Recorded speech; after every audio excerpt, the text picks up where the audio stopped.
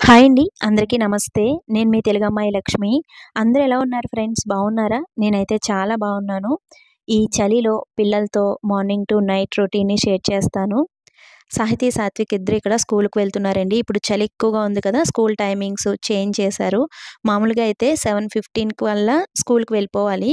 So, ఇప్పుడు చలి ఎక్కువగా ఉంది కాబట్టి 8:45కి స్కూల్ అండి. 8:45 నుంచి 1:30 వరకు స్కూల్ ఉందనమాట. ఇంకా మార్నింగ్ లేచిన వెంటనే స్నానం చేసేసి, బ్రేక్‌ఫాస్ట్ చేసి సాహితీ, సాత్విక్ ఇద్దరు స్కూల్‌కైతే వెళ్ళిపోతున్నారు. ఈరోజు కాశీ ప్రయాణం అండి. కాశీ వెళ్తున్నాం. ఈ చలిలో కాశీ వెళ్ళడానికి ఎవరు కూడా సాహసం చేయరనమాట. అందులోనూ మన సైడ్ వాళ్ళు ఈ చలిని తట్టుకోలేరు కాబట్టి, ఈ చలిలో కాశీ ప్రయాణం అంటే కొంచెం కష్టమే అండి. అత్తమ్మతో, అమ్మతో వీళ్ళతో కాశీ ప్రయాణం అంటే కష్టమే. కానీ ఇంకా వచ్చారు కదండీ! చలైనా, ఏదైనా కాశీయాత్ర చేస్తాము అని అంటున్నారు. సో, అందుకని ఇంకా ఈరోజు కాశీ ప్రయాణం అయితే పెట్టుకున్నాము. పిల్లలిద్దరూ స్కూలుకి వెళ్ళిపోయిన తర్వాత ఇంకా నేను కూడా స్నానం చేసేసి ఇంట్లో దీపం పెట్టుకున్నాను. ఈరోజు సాటర్డే అండి. సాటర్డే రోజు తీసిన వ్లాగ్ అనమాట. ఇంకా మార్నింగ్ పూజ చేసుకున్నాను. ఇక్కడ పూజ దగ్గరికి అసలు పువ్వులే ఉండట్లేదండి. కాలనీలో వింటర్‌లో ఎందుకో తెలీదండి. అసలు చెట్లకి పువ్వులే పుయ్యవు. చలి వల్లో, దేని వల్లో తెలీదు గానీ, ఇంక వింటర్‌లో సో, దేవుని పూజకి పువ్వులు దొరకడం చాలా కష్టమనమాట ఇంక ఇక్కడ. మనకి పువ్వులు లేకపోతే పూజ చేసినట్టే అనిపించదు కదండీ! ఏదో కొంచెం వెలితిగా ఉన్నట్టు ఉంటుంది. ఇంకా తప్పదు. ఇక్కడ పు పువ్వులు లేకుండానే పూజ చేసుకోవాల్సొస్తుంది. ఇంకిక్కడ మార్నింగ్ బ్రేక్‌ఫాస్ట్‌లోకి ఇడ్లీ పిండుందండి. రొట్టె వేశాను. అందులోకి చెరకు పానకంతో తింటున్నాం. మన ఊరు నుంచి చెరకు పానకం తెచ్చుకున్నాము. ఇంకా ఈ రొట్టె, చెరుకు పానకం కాంబినేషన్ చాలా మందికి ఇష్టం ఉంటుంది కదండీ! మా ఇంట్లో అందరికీ కూడా చాలా ఇష్టం. ఇంకిక్కడ సాత్విక్ స్కూలుకి వెళ్ళిన ఒక హాఫ్ అన్ అవర్‌కే వచ్చేసాడండి. కొంచెం హెడేక్‌గా, చెవిపోటు అలా అనిపించిందంట. ఈ వింటర్‌కి పిల్లలకి చాలా ఇటువంటివే వస్తాయన్నమాట. అంటే చెవిపోటు, హెడేకు, చలికి తిన్నది అరగకపోవడం, డైజెస్ట్ అవ్వకపోవడం, అలాగే పిల్లలకి ఇక్కడ ఉండే చలికి కాళ్ళు వేళ్ళు, చేతులు వేళ్ళు కూడా కొంచెం స్వెల్లింగ్ వచ్చేసి అట్లా ఉంటాయండి. పిల్లల్ని చాలా జాగ్రత్తగా చూసుకోవాలి. ఇంకా వాళ్ళ మిస్ ఫోన్ కాల్ చేశారంటండి అర్జున్‌కి. సో, సాత్విక్‌కి కొంచెం బాలేదు, చెవిపోటు అంటున్నాడు, వచ్చి తీసుకువెళ్ళండి అని ఇంకా వచ్చేసాడనమాట.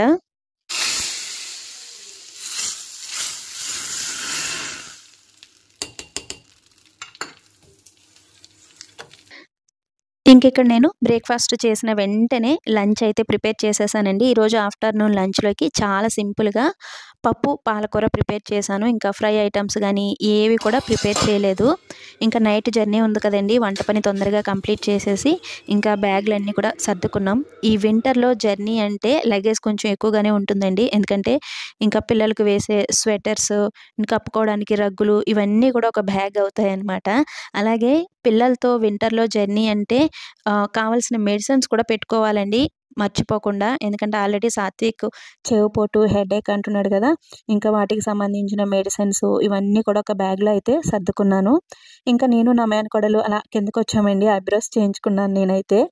ఎక్కడికైనా బయటికి వెళ్ళాలి అంటే ఏదైనా ఊరు వెళ్ళాలి అన్నప్పుడు మాత్రమే నేను ఐబ్రోస్ చేయించుకుంటూ ఉంటాను. మామూలుగా అయితే నాకు చేయించుకోవాలి అని గుర్తు కూడా ఉండదనమాట. నేను ఆంధ్ర వెళ్ళేటప్పుడు గానీ, లేదంటే ఈ విధంగా ఎక్కడికైనా వెళ్తున్నప్పుడు మాత్రమే ఐబ్రోస్ చేయించుకుంటాను. మా సత్య చేయించుకోలేదులెండి. సో, తను నేచురల్ బ్యూటీ అంట. ఐబ్రోస్ చేయించుకోనవసరం లేదంట. సో, ఇప్పటి వరకు చేయించుకోలేదు సత్య. సో, అందుకే నేచురల్ బ్యూటీ అంటున్నాను.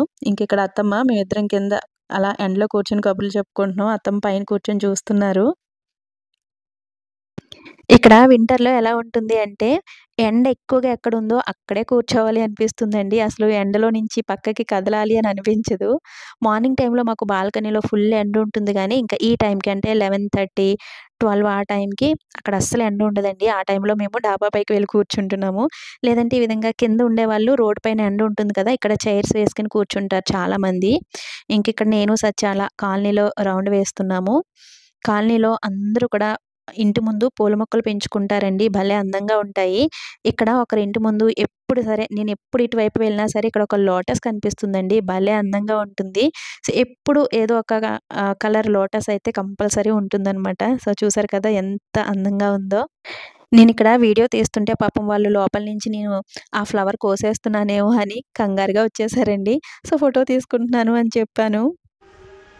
సత్య ఏం చేస్తున్నావమ్మా? ఈ ఉసిరికాయలకి నాట్లు పెడుతున్నా. ఏం చేద్దాం ఇవి? ఉప్పులు వేసుకుని ఉప్పు కారంలో వేసుకుని తింటే సూపర్ ఉంటాయి. చిన్నప్పుడు కొనుక్కునే వాళ్ళం కదా స్కూల్కి వెళ్ళేటప్పుడు. అప్పుడు రూపాయా? స్కూల్ బయట అమ్మేవారు. బాగా ఫ్రెష్గా ఉన్నాయి కదా. మన హౌస్ ఓనర్స్ ఇచ్చారు. కొన్నేమో పచ్చడి పెట్టాము, కొన్నేమో పాడైపోతాయేమో అని అట్లా ఉప్పు కారంలో ఊరబెట్టుకోవడం కోసం సత్య ఘాట్లు పెడుతుంది. ఫస్ట్ ఇవి క్లీన్ చేసేసింది కదా అమ్మ. క్లీన్ చేసేసి సారీ ఎండలో పెట్టింది. ఇప్పుడు ఘాట్లు పెట్టి వాటర్లో వేద్దాం. ఎలా వేసుకోవాలో కూడా మా సత్య చెప్పేద్ది ఇప్పుడు.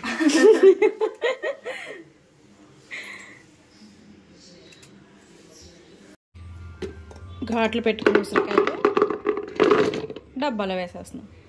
గాజు బాటిల్ లేదంటే సెరమిక్ బాటిల్ అయితే బాగుండేది, అవి అవైలబుల్ లేదు, అందుకని ప్లాస్టిక్ డబ్బాలో వేసేసాం. సరిపోతాయా? ఇంకేనా వెయ్యి వేస్ట్ అయిపోతాయి కదా అవి. పచ్చడి పెడదామా? కొన్ని తురుము పచ్చడి. ఇంకిక్కడ నేను సత్య ఉసిరికాయలు ఊరబెడుతున్నామండి. నేను కొన్ని ఊరగాయ ప్రిపేర్ చేశాను. ఇంకా కొన్ని ఉన్నాయండి, మళ్ళీ కాసి వెళ్తున్నాం. ఈ 3 డేస్లో ఇవి ఏమైనా పాడైపోతాయేమో అని ఈ విధంగా ఉప్పు కారం వేసి వాటర్లో ఊరబెడుతున్నాము.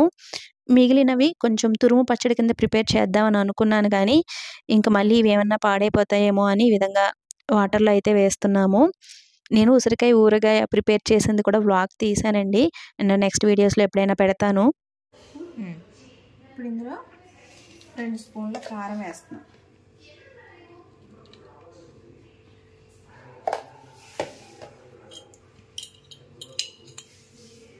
3 నుంచి 4 స్పూన్ల వరకు సాల్ట్ వేసుకోవచ్చు.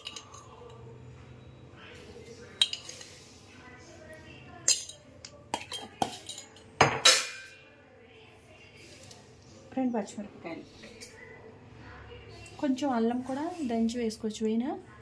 వేసుకుందామా? అల్లం దంచి వేస్తున్నాను. ఇప్పుడు ఇందులో కొంచెం గోరువెచ్చటి వాటర్ వేసుకోవాలి.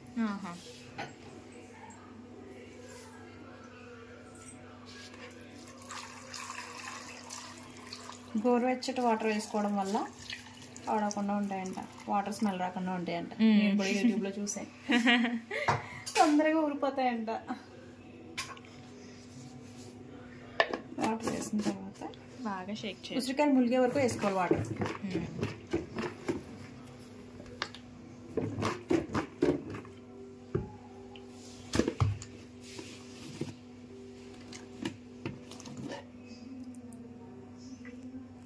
వాటర్ చల్లారే వరకు మూత తీసుకుని ఉంచుకుని, వాటర్ బాగా చల్లారిన తర్వాత మూత పెట్టేసి ఒక 2-3 రోజులు పక్కన పెట్టుకుంటే ఉసిరికాయలు బాగా ఊరుతాయి. అప్పటి వరకు ఆగలేమనుకుంటే రేపు తినే. అంతే. ఏం చేస్తున్నారమ్మా మీరిద్దరు? నువ్వు సత్యక్క ఏం చేస్తున్నారు ఇక్కడ? మ్యాగీ చేసుకుంటున్నారా? ఏం చేస్తున్నారు? మసాలా ఏదే ఉండేది, కొంచెం అంతా అయ్యాక వేయాలి. అవునా? మ్యాగీ ఎలా ప్రిపేర్ చేసుకోవాలండి సత్య గారు? కొంచెం వేడి నీళ్ళు పెట్టుకోవాలి ముందు. పెట్టుకున్న తర్వాత మ్యాగీ అందులో వేసేసి ఇది బాగా బాయిల్ అయిపోయిన తర్వాత మసాలా వేసేసి కొంచెం సాల్ట్. అందులో వెజిటేబుల్స్ లాంటివి ఏమి వేయకూడదండి? అంటే వేయొచ్చండి, మనం బద్ధకం కదా, సింపుల్ గా చేసేసుకోవచ్చు. కోసుకోవడానికి బద్ధకం అనేసి అట్లా సింపుల్ గా చేసేస్తున్నారా? తినడానికి మా వాళ్ళకి కూడా బద్ధకం కదా సార్. అమ్మో హెయిర్ స్టైల్ ఏంటమ్మా? నువ్వే తీసుకున్నావు అలా?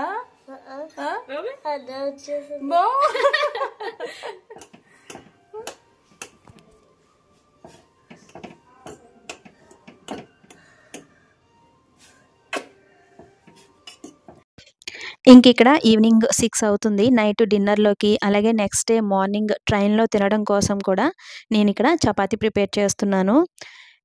ఇంకా యూపీలో మనం ఎక్కడికి జర్నీ చేస్తున్నా సరే కంపల్సరీ ఫుడ్ ప్రిపేర్ చేసుకుని తీసుకువెళ్ళడమే మంచిదండి. ఎందుకంటే ఇక్కడ మనం తినే ఫుడ్ పెద్దగా దొరకదు. అందులోనూ ట్రైన్ జర్నీలో ఫుడ్ అస్సలు బాగోదు కదండీ! సో, అందుకని ఇంకా పిల్లలతో జర్నీ చేస్తున్నప్పుడు ఫుడ్ అవన్నీ కూడా ప్రిపేర్ చేసుకొని తీసుకువెళ్ళడమే మంచిది. ఇప్పుడు వింటర్ కాబట్టి మనం ఏ ఫుడ్ ప్రిపేర్ చేసుకొని తీసుకువెళ్ళినా కూడా అస్సలు పాడవదండి. సో, అందులోనూ మేము వెళ్ళేది ఏసీ ట్రైనే కాబట్టి ఇంకా ఏ ఫుడ్ తీసుకువెళ్ళినా కూడా కొంచెం పాడవకుండా ఫ్రెష్‌గానే ఉంటుంది. ఇంకిక్కడ అమ్మ, అత్తమ్మ ఇద్దరు కూడా మెడిసిన్స్ పెట్టుకుంటున్నారనమాట. నేను చూస్తున్నాను ఏం మెడిసిన్స్ పెట్టుకుంటున్నారు ఏంటి అనేది. సో, పెద్దవాళ్ళతో, పిల్లలతో జర్నీ చేస్తున్నప్పుడు కంపల్సరీ వాళ్ళకేమైనా హెల్త్ ఇష్యూస్ ఉంటే గనక ఆ మెడిసిన్స్ అన్నీ కూడా క్యారీ చేయాలండి. చపాతీల్లోకి క్యారెట్, బంగాళదుంప వేసి ఫ్రై కింద ప్రిపేర్ చేస్తున్నాను. ట్రైన్లోకి ఉంటుందా అత్తయ్య? ఉంటుంది. ఇప్పుడు వింటర్, అందులోని మనం ఏసీలోనే వెళ్తాం కాబట్టి అస్సలు పాడవదు.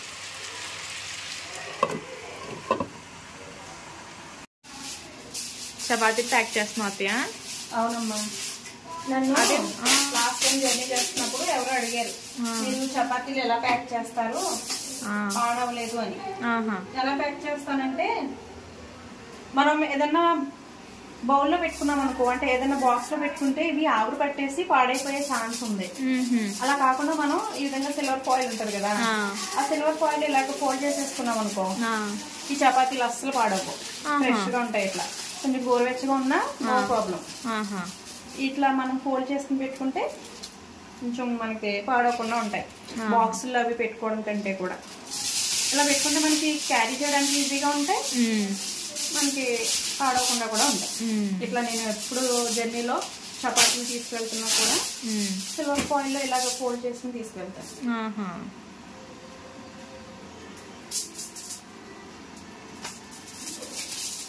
ఇప్పుడు వింటర్ కాబట్టి అసలు పాడవు, 2 days వరకు ఉంటాయి ఇవి.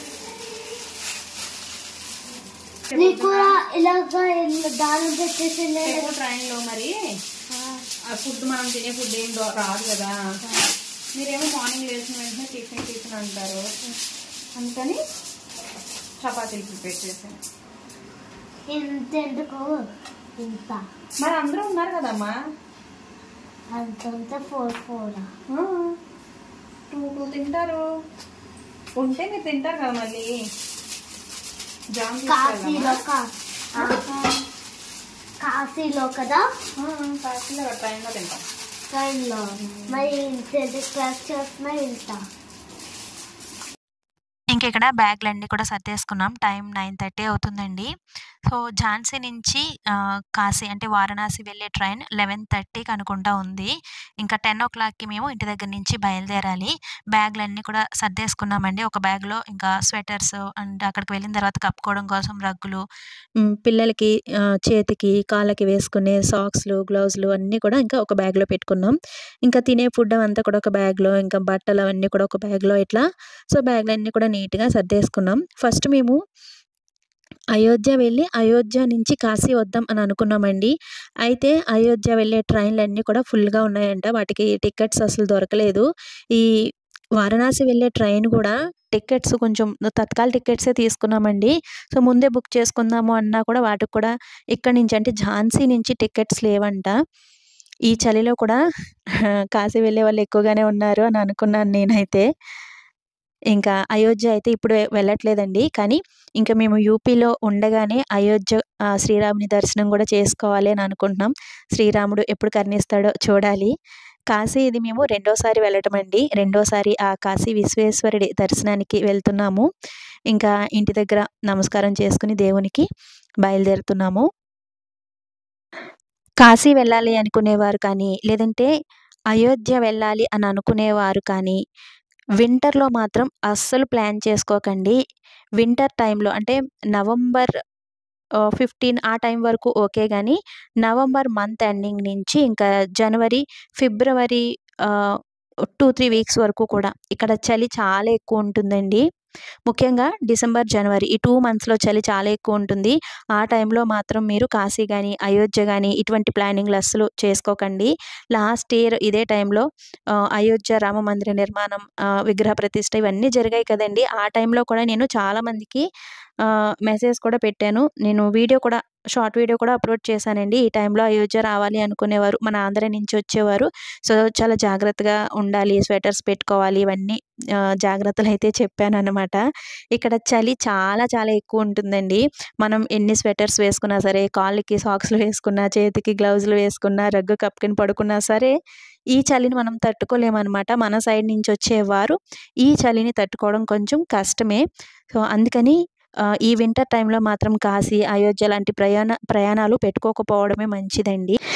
ఈ చలిలో అమ్మతో, అత్తమ్మతో, పిల్లలతో జర్నీ చేయడం అనేది కొంచెం కష్టమేనండి. అయినా సరే అమ్మ, అత్తమ్మ ఇంత దూరం వచ్చారు, కాశీకి కొంచెం మేము దగ్గరలోనే ఉన్నాం కదండి, చలి అయినా సరే మేము కాశీ విశ్వేశ్వరుడి దర్శనం చేసుకుంటాము అని అన్నారు. వాళ్ళకి కాశీ వెళ్ళాలి, దర్శనం చేసుకోవాలి అనేది ఎప్పటినుంచో కోరికండి. మావయ్య గారు ఉన్నప్పుడు కూడా కాశీ తీసుకువెళ్ళండి అమ్మా నన్ను అని అడిగేవారు. కానీ ఇంత దూరం రావడానికి మావయ్య గారు ధైర్యం చేసేవారు కాదు. ఇంకా ఇప్పుడు అవకాశం వచ్చింది కాబట్టి చలి అయినా సరే మేము కాశీయాత్ర చేసుకుంటాము అని వాళ్ళు ధైర్యంగా మాకు ధైర్యం ఇచ్చారు కాబట్టి ఇంకా చలిలోనే మేము మా జర్నీ అయితే స్టార్ట్ చేసాము. మేముండే ఏరియా నుంచి ఝాన్సీకి ఒక 15-20 మినిట్స్ అంతే టైం అండి. ఇక్కడ మేము ఝాన్సీ రైల్వే స్టేషన్కి అయితే వచ్చేసాము. సేఫ్గా ట్రైన్ అయితే ఎక్కేసాము. ఫస్ట్ ప్లాట్ఫామ్ నెంబర్ 1కే ట్రైన్ వస్తుంది అని చెప్పారండి. అక్కడే కూర్చున్నాము. అండ్ సడన్గా ట్రైన్ వచ్చే ముందు ప్లాట్ఫామ్ నెంబర్ 3కి వచ్చింది అని అనౌన్స్ చేశారనమాట. ఇంకా అప్పటికప్పుడు అత్తమ్మ అయితే కొంచెం ఇబ్బంది పడ్డారండి. ఆ మెట్లు ఇవి ఎక్కడం అత్తమ్మ ఫాస్ట్గా ఎక్కలేరు కదా, స్లోగా ఎక్కుతారు. ఇంకా కొంచెం హడావిడి అయిందనమాట ఆ టైంలో. కానీ ఇంకా అర్జున్ ఉన్నారు కాబట్టి జాగ్రత్తగా అత్తమ్మని మెట్లు అవి ఎక్కించి తీసుకొచ్చారు. చాలా సేఫ్గా అయితే మేము ఇక్కడ ట్రైన్ ఎక్కేసాము. సో 12 o'clock అనుకుంటా అండి, ఒక హాఫ్ అన్ అవర్ లేట్గా వచ్చింది. సో ఎక్కేసి హ్యాపీగా పడుకున్నాం, ఏసీనే కాబట్టి. ఇది నెక్స్ట్ డే మార్నింగ్. ఝాన్సీ నుంచి నైట్ 11:30కి ట్రైన్ కదండి. వారణాసి వెళ్ళేసరికి మార్నింగ్ 10:30 ఆ టైం అవుతుందనమాట. 10:45 ఆ టైం అవుతుంది. మేము ఫస్ట్ టైం కాశీయాత్ర చేసినప్పుడు హోలీ టైంలో వెళ్ళామండి. హోలీకి వరుసగా 3 days హాలిడేస్ వచ్చాయన్నమాట. అప్పుడు ఆ టైంలో వెళ్ళాం మేము. అసలు ఎంత క్రౌడ్ ఉందో అండి, అప్పుడు ట్రైన్ కూడా అస్సలు ఖాళీ లేదు. ఈ విధంగా ఫ్రీగా అస్సలు లేదండి ట్రైన్లో. అసలు వాష్రూమ్కి వెళ్ళడానికి కూడా ఖాళీ లేదనమాట అప్పుడు మేము జర్నీ చేసినప్పుడు. ఎందుకంటే హోలీ టైంలో కాశీ వెళ్ళే వాళ్ళు ఎక్కువ ఉంటారండి. కాశీలో హోలీ సెలబ్రేట్ చేసుకోవాలి అని చాలామంది కాశీ వెళ్తారనమాట. మాకు అంత ఐడియా లేదనమాట ఫస్ట్ టైం వెళ్ళినప్పుడు ఇలా ఉంటుంది అని. ఇంకా ఆ టైంలో టికెట్స్ తీసుకుని జర్నీ చేసి చాలా ఇబ్బంది పడిపోయామండి పిల్లలతో. పిల్లలు కూడా వాష్రూమ్కి వెళ్ళడానికి కూడా లేదనమాట. అప్పుడు ట్రైన్ అంత ఫుల్ క్రౌడ్ ఉందనమాట. అండ్ ఇప్పుడైతే చాలా హ్యాపీగా జర్నీ చేసామండి, చాలా ఫ్రీగా ఉంది. ఇక్కడ మార్నింగ్ లేచిన వెంటనే అందరం బ్రష్ చేసేసి బ్రేక్ఫాస్ట్ అయితే చేస్తున్నాం. ఇంకా ముందు రోజు నైటే నేను చపాతీ, ఆలూ ఫ్రై ఇవన్నీ ప్రిపేర్ చేసుకొచ్చాను కదండి. ఇంకా ఫస్ట్ పిల్లలకి బ్రేక్ఫాస్ట్ తినిపించేసి మేమందరం కూడా తిన్నాము. ఫ్యామిలీతో జర్నీ అంటే బాగుంటుంది కదండి, అస్సలు బోర్ కొట్టదు అలా కబుర్లు చెప్పుకుంటూ. సో చాలా హ్యాపీగా అయితే మా జర్నీ జరిగింది. మేము ఆల్రెడీ ఒకసారి కాశీ వెళ్ళొచ్చాం కాబట్టి పెద్దగా టెన్షన్ ఏమీ లేదండి. కాశీలో దిగిన తర్వాత ఎక్కడికి వెళ్ళాలి, ఎక్కడ స్టే చేయాలి అంతా కూడా మాకు ఒక ఐడియా ఉంది. అందులోనూ మాతో పాటు అర్జున్ ఉన్నారు కదండి, అస్సలు భయం లేదు. ఇంకా అన్నీ ఆయన చూసుకుంటారు. అర్జున్ రావడం కుదరకపోతే కనుక నేనే తీసుకుని వెళ్దాం కాశీ అని అనుకున్నానండి. ఆ కాశీ విశ్వేశ్వరుడి దయ వల్ల ఆయనకు కూడా లీవ్ దొరికింది. సో లేదంటే నేను తీసుకురావాల్సి వచ్చుండేది. మనం ఫస్ట్ టైం వెళ్తున్నా సరే పెద్దగా భయపడవలసిన అవసరం ఏమీ లేదండి. మనం రైల్వే స్టేషన్లో దిగిన తర్వాత ఆటో ఆయన్ని ఆంధ్ర ఆశ్రమాల దగ్గరికి తీసుకువెళ్ళమంటే తీసుకువెళ్తారండి. ఇంకా ఆంధ్ర ఆశ్రమానికి వెళ్ళిన తర్వాత అక్కడ అందరూ కూడా తెలుగు వాళ్ళే ఉంటారు. ఎక్కడి నుంచి ఎక్కడికి వెళ్ళాలి ఏంటి అనేది అంతా మనకి తెలుస్తుందన్నమాట వెళ్ళిన తర్వాత. కాశీయాత్ర చేయాలి, ఆ కాశీ విశ్వేశ్వరుణ్ణి జీవితంలో ఒక్కసారైనా సరే దర్శించుకోవాలి అనేది మన ప్రతి హిందువు కోరిక కదండి. అత్తమ్మకి, అమ్మకి చాలా కోరిక అనమాట. కాశీయాత్ర ఒక్కసారైనా చేయాలి అనేది వాళ్ళ కోరిక. ఇన్నాళ్ళకి వాళ్ళ కోరిక నెరవేరుతుందండి. ఆ కాశీ విశ్వేశ్వరుడి అనుగ్రహంతో కాశీ దగ్గరలోకి అయితే వచ్చేసాము. కాశీ దగ్గరలోకి వచ్చిన తర్వాత అమ్మకి, అత్తమ్మకి చాలా హ్యాపీ అనిపించిందండి. కాశీలో అడుగు పెట్టబోతున్నాం అనే హ్యాపీనెస్ అనమాట. వాళ్ళ కోరిక నేను తీర్చినందుకు నాకు కూడా చాలా చాలా హ్యాపీ అనిపించింది. కాదు Pika Pikachu up Pika Pikachu down Pika పికాచుతో పిక పికాచుడా పికాచు. కాశీలో దిగిన తర్వాత ఎక్కడికి వెళ్ళాము, ఏ ఏ దేవస్థానాలు దర్శనం చేసుకున్నాం, ఇవన్నీ కూడా నేను నెక్స్ట్ వీడియోలో అప్లోడ్ చేస్తానండి. ఈ వీడియోని ఇంతటితో ఎండ్ చేసేస్తున్నాను. వీడియో నచ్చితే తప్పకుండా ఒక లైక్ ఇవ్వడం, ఒక మంచి కామెంట్ పెట్టడం కూడా అస్సలు మర్చిపోవద్దండి. అలాగే మీలో ఎవరైనా ఫస్ట్ టైం నా ఛానల్ చూస్తున్నట్లయితే ఇటువంటి మరిన్ని వీడియోస్ కోసం ఛానల్ని సబ్స్క్రైబ్ చేసుకోండి. మరొక మంచి కాశీ బ్లాగ్తో మళ్ళీ మీ ముందుకు వస్తాను. సో వీడియోస్ని రెగ్యులర్గా చూడటం, లైక్ చేయడం, కామెంట్ చేయడం అస్సలు మర్చిపోవద్దు. Thanks for watching. బాయ్.